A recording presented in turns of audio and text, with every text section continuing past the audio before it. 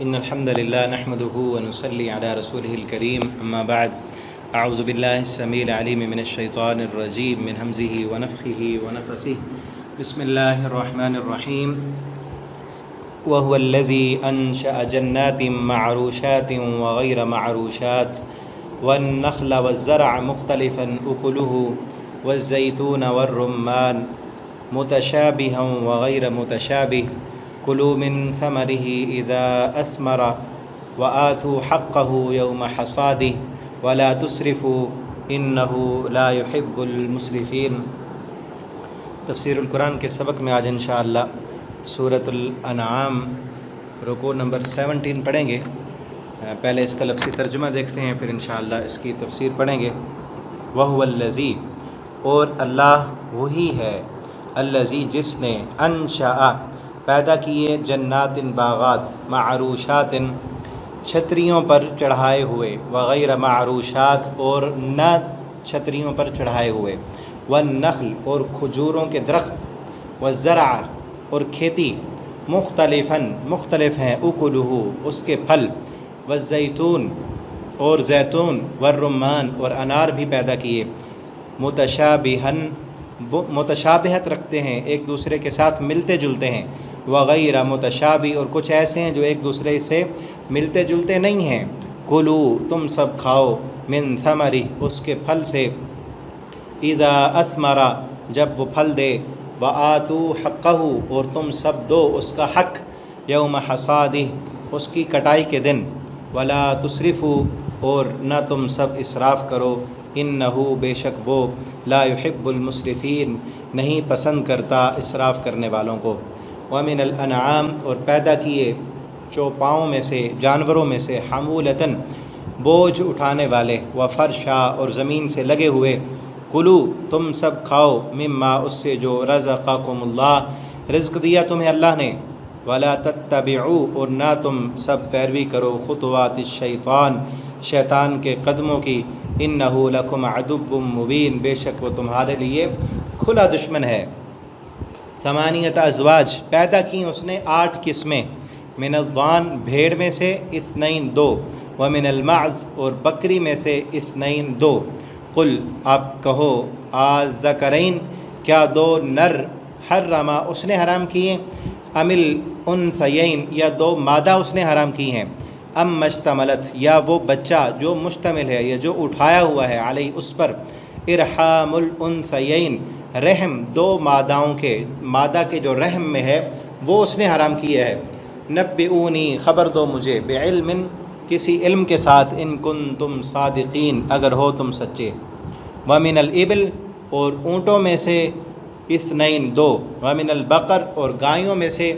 اثنین 2۔ قل کہو، آذکرین کیا دونوں نر، حرما اس نے حرام کیے، ام الانثیین یا دونوں مادہ اس نے حرام کی، ام یا اشتملت وہ بچہ کہ مشتمل ہے، علیہ اس پر، ارحام الانثیین رحم دونوں ماداؤں کے، ام کنتم شہداء یا تھے تم اس وقت حاضر، اذ وصاکم اللہ جب وصیت کی تھی تمہیں اللہ نے، بہذا اس کی کہ یہ چیز حرام ہے یہ حلال ہے، فمن پس کون ہے، اظلم بڑا ظالم، ممن اس بندے سے، افترا جو باندھے جو گھڑے، علی اللہ اللہ پر، کذباً جھوٹ، لیضل تاکہ وہ گمراہ کرے، الناس لوگوں کو، بغیر علم بغیر علم کے، ان اللہ بے شک اللہ تعالی، لا یہدی القوم الظالمین ظالم قوم کو ہدایت نہیں دیتے۔ یہاں تک رکوع کمپلیٹ ہوا۔ مختصر رکوع ہے اور انتہائی اہم ترین باتیں مشرکین مکہ کے جو عقائد تھے، پچھلے رکوع میں ہم نے پڑھے، انہوں نے اپنی طرف سے کچھ جانور اپنے لیے حلال کر لیے تھے، کچھ اپنے لیے حرام کر لیے تھے، اور ان چیزوں کی، ان حلال و حرام کی بڑی وہ پابندی بھی کرتے تھے۔ تو اللہ تعالیٰ نے انہیں سمجھایا ہے، بلکہ پوچھا ہے ایک انداز سے کہ بتاؤ تمہیں کس نے کہا ہے کہ یہ چیز تمہارے لیے حلال ہے اور یہ چیز تمہارے لیے حرام ہے؟ حلال و حرام کا اختیار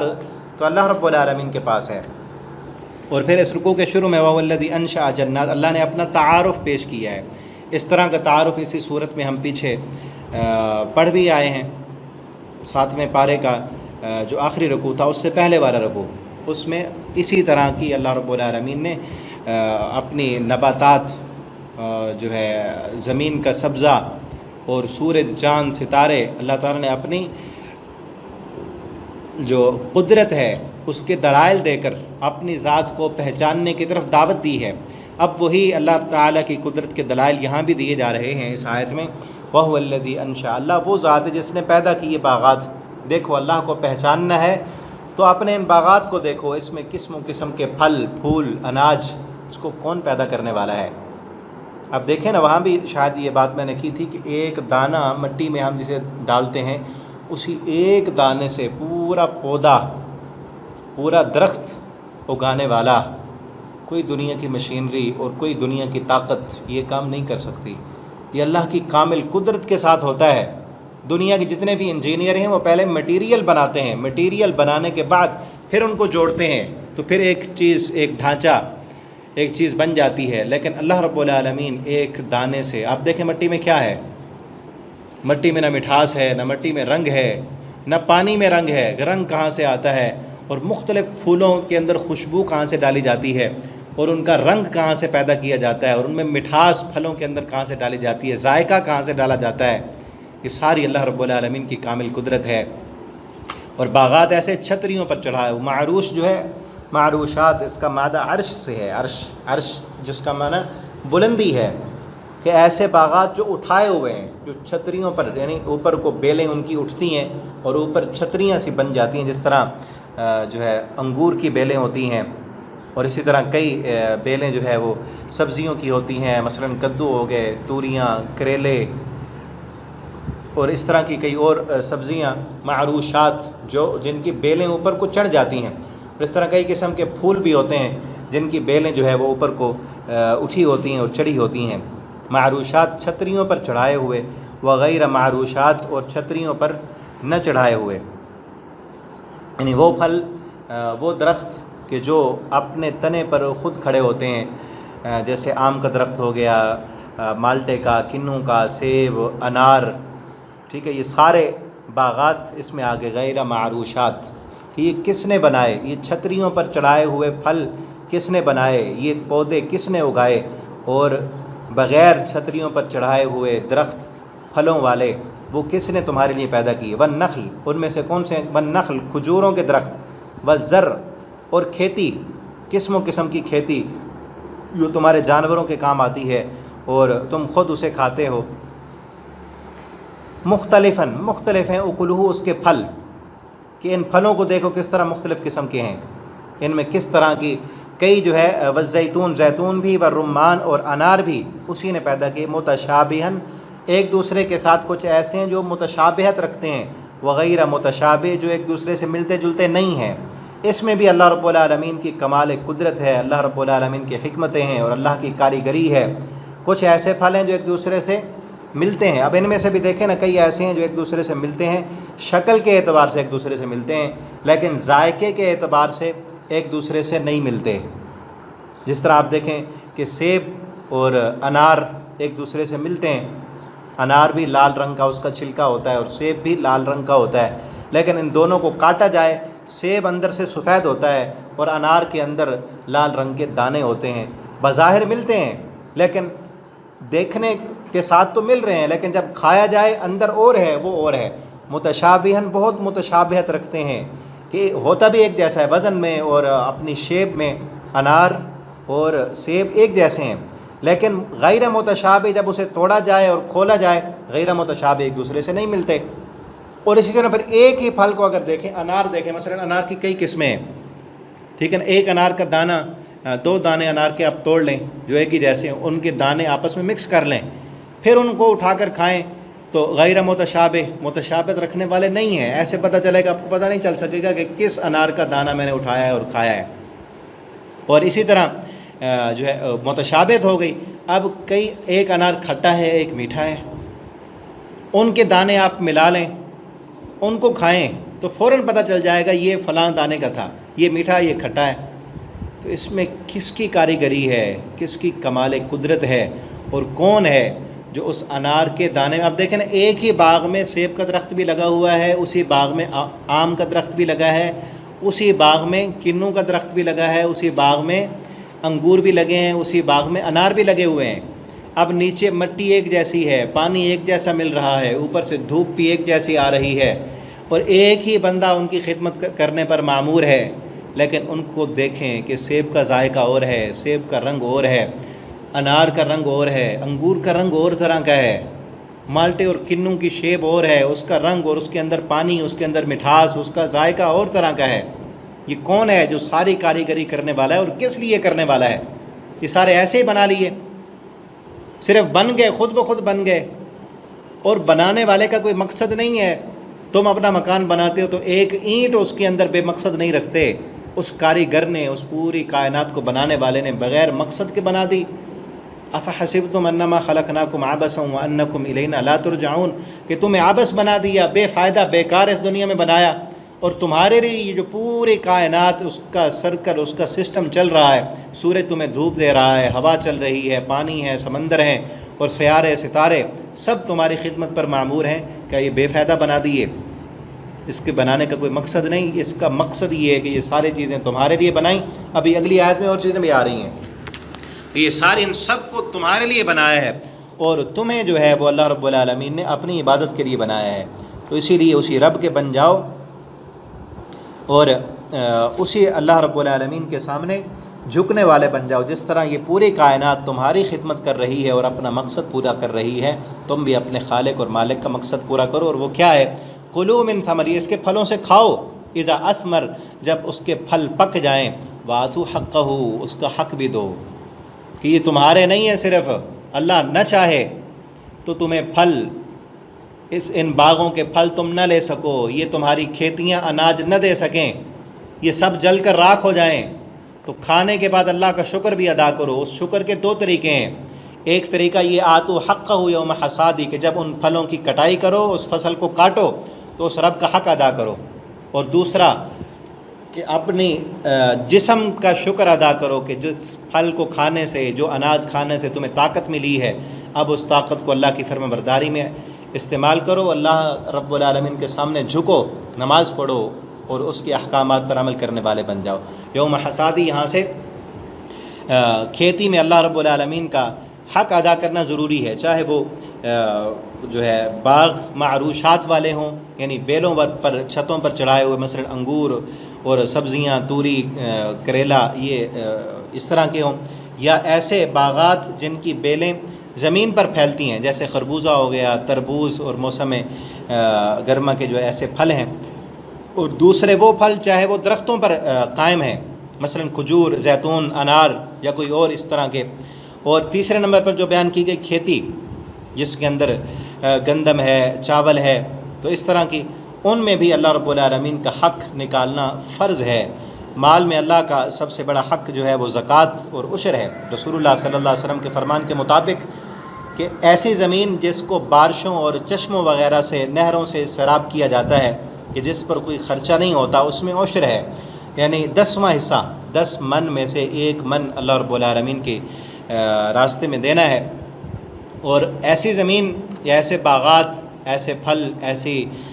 جو ہے وہ فصل کہ جس پر خرچہ ہوتا ہے ٹیوب ویل کے ذریعے یا پیسہ دے کر، یعنی اب جو نہری نظام ہے اس میں بھی پیسہ دینا پڑتا ہے،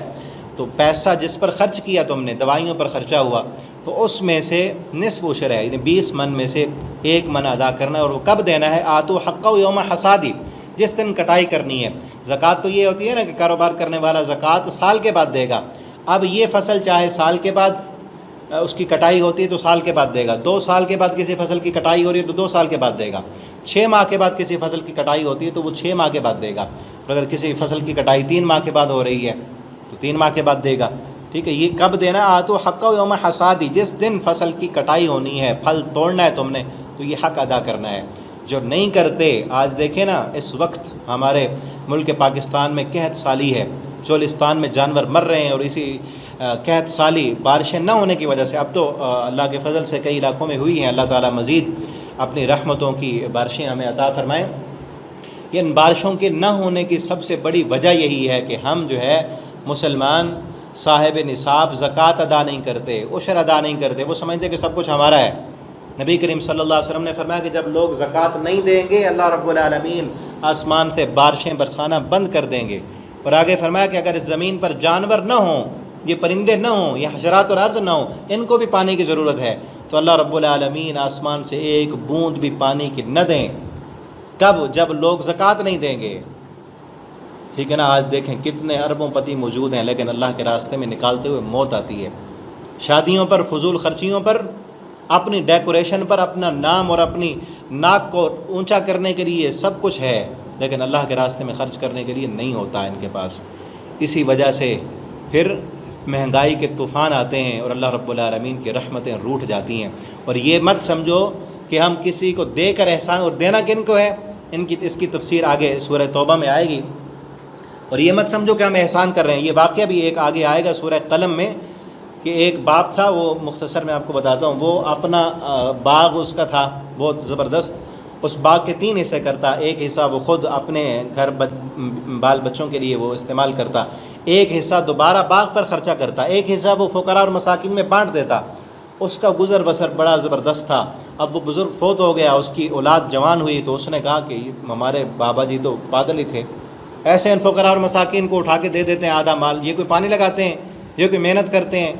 سارا کام ہم کرتے ہیں، ان کو کیوں دے دیتے ہیں؟ انہوں نے پلان بنایا کہ رات ہی رات جائیں گے ہم، ساری فصل کاٹ کے پھل توڑ کے اور بیچ دیں گے، کسی کو ہم جو ہے اس کی ہوا بھی نہیں لگنے دیں گے۔ جب یہ پلان بنا کر گئے رات کو باغ کا پھل توڑنے کے لیے، سارا باغ ہی جل کے راکھ ہو چکا تھا۔ اللہ تعالی، انہوں نے یتیموں اور مسکینوں کو محروم کیا، ان کا حق نہیں دیا، اللہ نے ان کا حق چھین لیا۔ آج اگر برکتیں اور رحمتیں چاہتے ہیں تو چاہے آپ کا باغ ہے، آپ فصل میں کاشت کرنے والے ہیں، یا آپ کاروبار کرنے والے ہیں، اللہ رب العالمین کے راستے میں خرچ کرنے والے بنیں، نفلی صدقہ بھی کریں، فرضی زکوٰۃ بھی ادا کریں، اللہ رب العالمین آپ کو رحمتیں اور برکتیں عطا کریں گے۔ ولا تسرفوا، فضول خرچی نہ کرو، اسراف نہ کرو، اللہ فضول خرچی کرنے والوں سے محبت نہیں کرتے۔ ایسے نہ ہو کہ باغ کا پھل کاٹ لیا تم تو اب عیاشیاں شروع کر دو، اب جب پیسہ آ گیا ہے، اسی کے جو ہے تمہاری فیکٹری سے بچت مل گئی، تمہیں پیسہ جیب میں آ گیا، بھر گیا اکاؤنٹ تمہارا، تو آپ جو ہے اسراف کرنا شروع کر دو، فضول خرچیاں مت کرو، جتنی ضرورت ہے اتنا خرچ کرو، اور درمیانی راہ چلو، نہ فضول خرچی کرنی ہے اور نہ ہی کنجوسی کرنی ہے۔ وَمِنَ الْأَنْعَامِ، اور آگے اللہ رب العالمین کی اور قدرت کی نشانی ہے، اللہ فرماتے ہیں جانوروں میں بھی جو حمولتاً، کچھ ایسے ہیں جو بوجھ اٹھانے والے ہیں، یعنی کچھ بوجھ اٹھانے والے جانور جیسے اونٹ ہو گیا، گدھا، خچر ہو گیا، گھوڑا ہو گیا، جن پر پہلے دور میں سامان بھی لادتے تھے اور خود بھی انہی پر سواری کیا کرتے تھے، اونٹوں پر سامان لادتے تھے، خود بھی سوار ہوتے تھے، گھوڑوں پر تیز ترین اس وقت کی جو پراڈو تھی، جس طرح آج اہم ترین سواریاں ہیں، اسی طرح اہم ترین سواری اونٹ اور گھوڑا ہوا کرتا تھا۔ وہ فرشا، اور کچھ ایسے ہیں جو زمین سے لگے ہوئے ہیں، جیسے بکری ہے، بھیڑ ہے، کلو، ان سے کھاؤ تم، مما رزقکم اللہ، جو اللہ نے تمہیں رزق دیا۔ ولا تتبعوا خطوات الشیطان، شیطان کے قدموں کی پیروی نہ کرو۔ وہ شیطان کے قدم کیا ہیں؟ پچھلے رکوع میں ہم پڑھ کے آئے ہیں، بتوں کے نام پر وہ مختلف قسم کے جانور دیتے تھے، یا کہتے تھے کہ فلاں جانور کے پیٹ میں اگر یہ نر ہوا تو ہم جو ہے مرد کھائیں گے، عورتیں نہیں کھائیں گی، اگر یہ مردہ ہوا تو پھر مرد بھی کھا لیں گے، عورتیں بھی کھا لیں گی۔ یہ جو تم نے کام کیے ہوئے ہیں، یہ ساری خطوات الشیطان، شیطان کے قدموں کی پیروی ہے۔ اللہ تعالیٰ نے تمہارے لیے یہ چیزیں حرام نہیں کی، اللہ نے یہ جانور تمہارے لیے حلال کیے ہیں، ان پر سواری بھی کرو اور کھا بھی سکتے ہو۔ اِنَّهُ لَكُمْ عَدُوٌّ مُّبِينٌ، بے شک شیطان تمہارے لیے کھلم کھلا دشمن ہے۔ اب یہاں کون سے جانور حلال ہیں، کن کا گوشت کھایا جا سکتا ہے، ان کی تفصیل کچھ یہاں ہے، کچھ دوسرا پیچھے ہم پڑھ کے آئے ہیں۔ ایک جانور ہیں جو شکار ہیں، یعنی شکار میں پھر 2 قسمیں ہیں، ایک سمندر کا شکار ہے اور ایک خشکی کا شکار ہے۔ سمندر کا شکار مچھلی اور مکڑی، وہ 2 حلال ہیں سمندر کے شکار میں سے۔ اور اسی طرح جو خشکی کا شکار ہے اس میں جو ہے ہرن، وہ حلال ہے۔ اسی طرح جو ہے خشکی کے شکار میں نیل گائے جو ہے، جنگلی گدھا،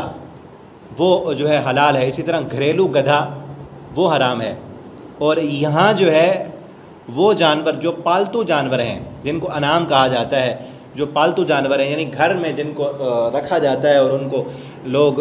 پالنے والے جو ہے صبح کو لے کر جاتے ہیں باہر چرانے کے لیے اور شام کو واپس لے کر آتے ہیں،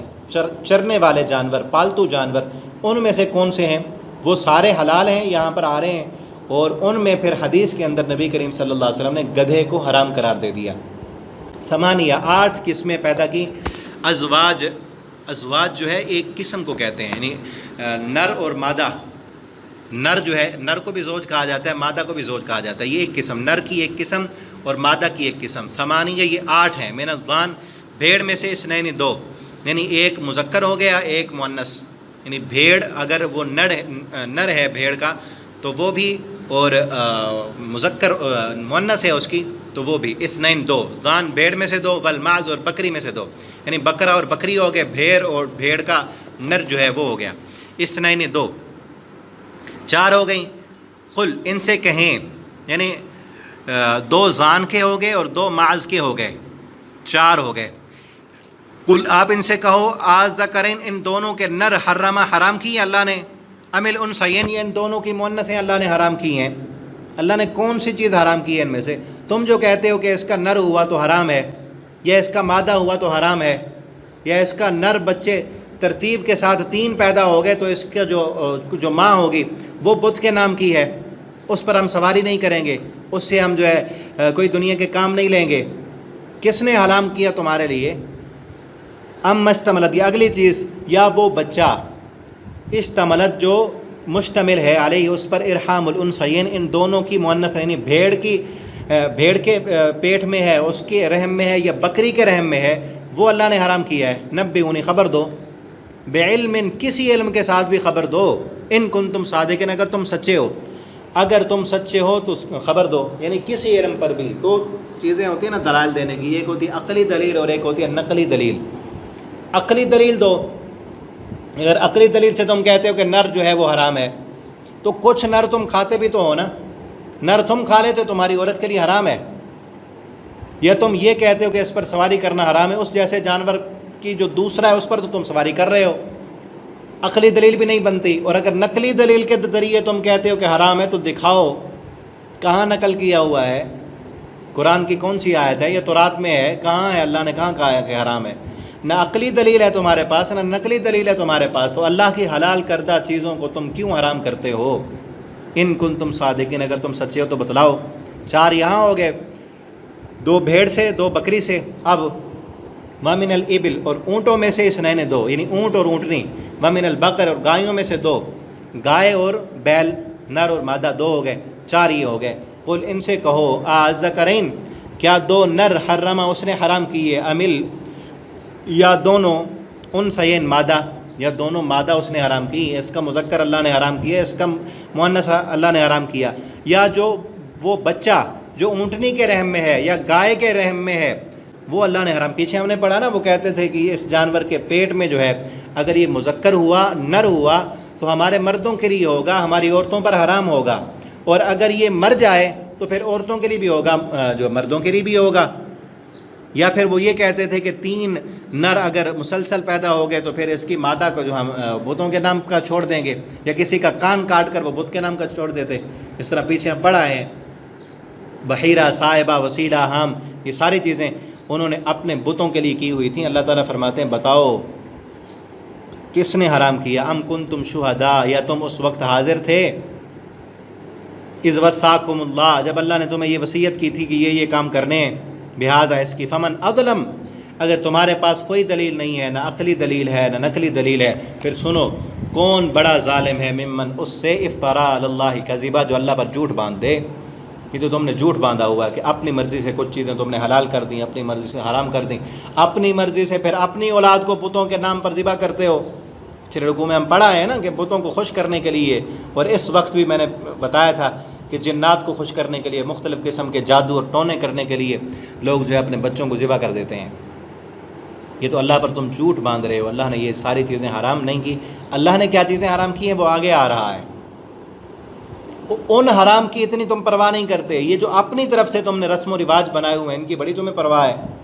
تو پھر سمجھ لو کہ اس بندے سے بڑا ظالم کوئی نہیں جو اللہ پر جھوٹ باندھے، اللہ کی حلال کردہ چیز کو حرام کر دے، یا اللہ کی حرام کردہ چیز کو حلال کر لے اور اس کو پھر شریعت کا درجہ دے دے، اس سے بڑا ظالم کوئی نہیں۔ اللہ پر جھوٹ باندھے تاکہ وہ گمراہ کرے لوگوں کو بغیر علم کے، اس کے پاس کوئی علم نہیں ہے، نہ عقلی دلیل ہے نہ نقلی دلیل ہے، ان اللہ لا یہدی القوم الظالمین، اللہ ایسے ظالموں کو ہدایت نہیں دیتے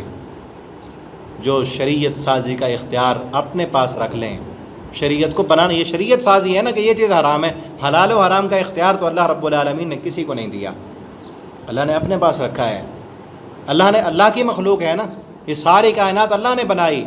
پھل اللہ نے بنائے، جانور اللہ نے پیدا کیے، انسانوں کو بھی اللہ نے پیدا کیے۔ اللہ نے بتانا ہے کہ کون سی چیز تم نے کھانی ہے، کون سی چیز نہیں کھانی، کون سی چیز تمہارے لیے حلال ہے، کون سی چیز تمہارے لیے حرام ہے، اور یہ چیز اللہ رب العالمین نے اپنے انبیاء کے ذریعے تمہیں بتانی ہے۔ اب جو بندہ اپنی طرف سے یہ چیز، یہ اختیار رکھ لے کہ یہ چیز حلال ہے، یہ حرام ہے، اور اس کے پاس کوئی دلیل بھی نہ ہو، وہ سمجھ لے کہ اللہ پر وہ جھوٹ باندھ رہا ہے، اور اس سے بڑا ظالم کوئی نہیں، اور ایسے ظالم کو اللہ رب العالمین کبھی ہدایت نہیں دیتے۔ اللہ رب العالمین سے دعا ہے، رکوع ہمارا یہاں پر کمپلیٹ ہوا، اللہ تعالی ہمیں قرآن پڑھنے، سمجھنے، اس کے مطابق عمل کرنے کی توفیق عطا فرما دیں۔ اس رکوع میں ہم نے جو پڑھا، پیچھے اللہ کی قدرت کے دلائل تھے، اللہ کی رحمتیں اور برکتیں کہ ہم قسم و قسم کے پھل کھا رہے ہیں، ان پھلوں کو کھانے کے بعد اللہ کا شکر ادا کریں، ان کو اللہ کے راستے میں خرچ بھی کریں، جو اللہ نے مال دی ہے اس کو اللہ کے راستے میں خرچ کریں، اور اس پر اللہ کا شکر ادا کریں، اپنے مال خرچ کر کے بھی، اور کھانے کے بعد جو جسم میں طاقت ملتی ہے اس طاقت کو بھی اللہ رب العالمین کی عبادت میں استعمال کریں، چاہے وہ جسمانی طاقت ہے، ذہنی صلاحیتیں ہیں، اور آگے جو اللہ تعالیٰ نے بیان کیا ہے کہ اپنی طرف سے کوئی چیز حلال و حرام نہیں کرنی، یہ اختیار اللہ رب العالمین کے پاس ہے۔ اللہ تعالیٰ ہمیں عمل کی توفیق دیں۔ والسلام علیکم ورحمۃ اللہ وبرکاتہ۔